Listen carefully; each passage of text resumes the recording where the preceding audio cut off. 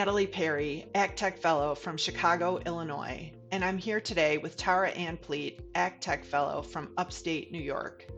We're here to discuss the most common scams targeted at seniors and provide tips on how to protect yourself and avoid scams.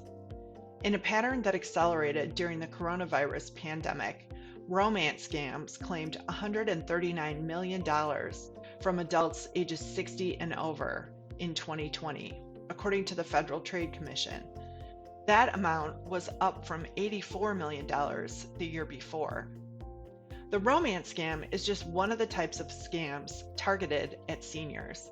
In reality, there are quite a few scams targeted at seniors. Tara, can you tell us about some of the most common scams? Sure. I think the most common scam that's out there relates to a scammer reaching out to a senior claiming to be from a government agency, typically the Internal Revenue Service, the Social Security Administration, or an indication that the person is a Medicare representative. Those scams typically are advising seniors, in the case of the Internal Revenue Service or the Social Security Administration, either that they owe money or they've been overpaid, and there is a need for them to immediately repay, or else they're going to have some sort of punitive damage. In the context of Medicare, there is typically a claim that their insurance coverage is going to lapse if there isn't an immediate payment to the scammer. And those are agencies and entities that seniors are pretty familiar with. They've been dealing with them their whole lives. And certainly with respect to Medicare and healthcare and health insurance, it's a very targeted way of getting the seniors' attention, and causing them to feel fear that they're going to lose their benefit or otherwise may be in some trouble with a government agency that they interact with on an annual basis. Some other common scams are a computer or tech scam, where a scammer will reach out by phone or by email and indicate that there is a virus that's been detected on the scammer's computer in an effort to get access to the scammer or to the senior's personal information that may be maintained on their PC, or a demand for payment in order for that antivirus scammer to clean the viruses off that senior's computer. Another is the lottery scam, where a telephone call will be made indicating that the caller is from something like Publishers Clearinghouse. And they'll advise that the senior has won some amount of money, but in order to collect, they have to first make payment of administrative fees, and they'll request payment through either a wire transfer, Western Union, in some cases gift cards. And then lastly, and I think probably most sadly, there is a very common scam, which is the grandma or grandpa, I'm in trouble scam, where the scammer will call the senior and say, Grandma or Grandpa, do you know who this is? And inevitably, the senior will indicate that they believe it's the grandchild whom the scammer sounds most like. And then the scammer then has that grandchild's name, will indicate that they're traveling or that they've been arrested or some other thing has happened and they're now in need of help and financial help, and request that the grandparents provide funds to assist them.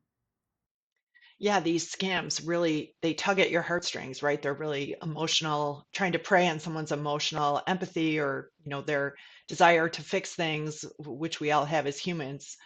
Do you have any tips for seniors who are trying to avoid getting scammed or at least recognize when they might be at risk?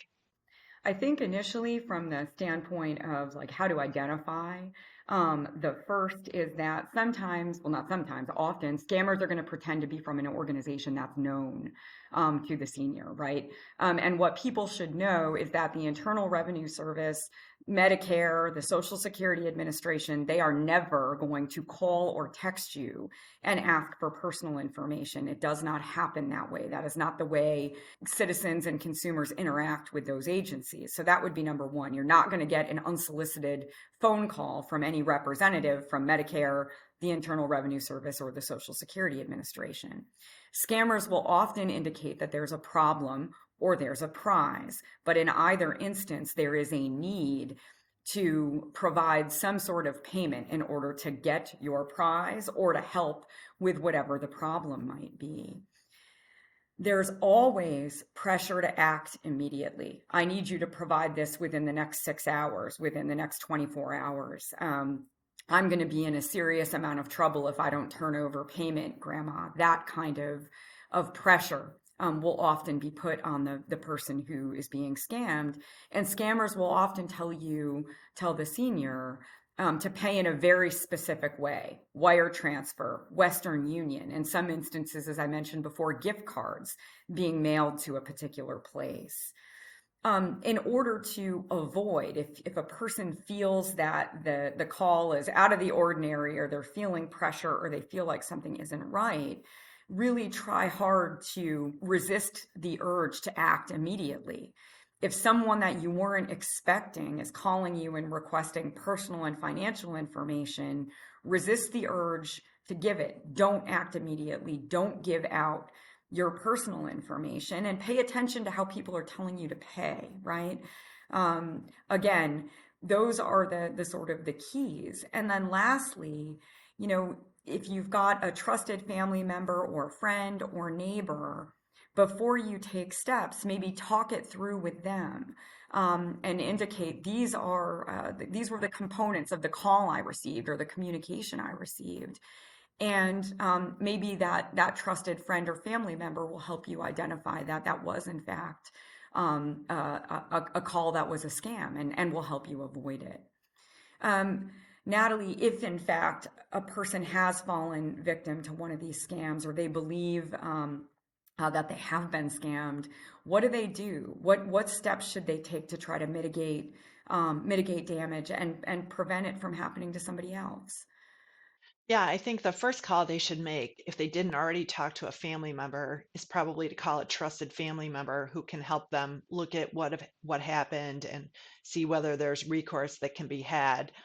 And then it's always a good idea to call the local police. A lot of these scams are online, but you never know. It could have been someone local who might realize that you're a target and you could be at risk. So it doesn't hurt to alert the police. If you were scammed and you paid money inappropriately, I would definitely call your local bank. That should be at the top of the list of calls that you make. You may be able to get some of the money back depending on the circumstances. And you should let Adult Protective Services know if you don't have a trusted family member or friend, or even if you do, really let them know of the scam. They keep track of these things for the other seniors in your area. You can find the information for Adult Protective Services by looking online or visiting the ACTEC website. And if you're able to, you should let the FTC know, the Federal Trade Commission, as well. They keep track of all these scams to try to help people.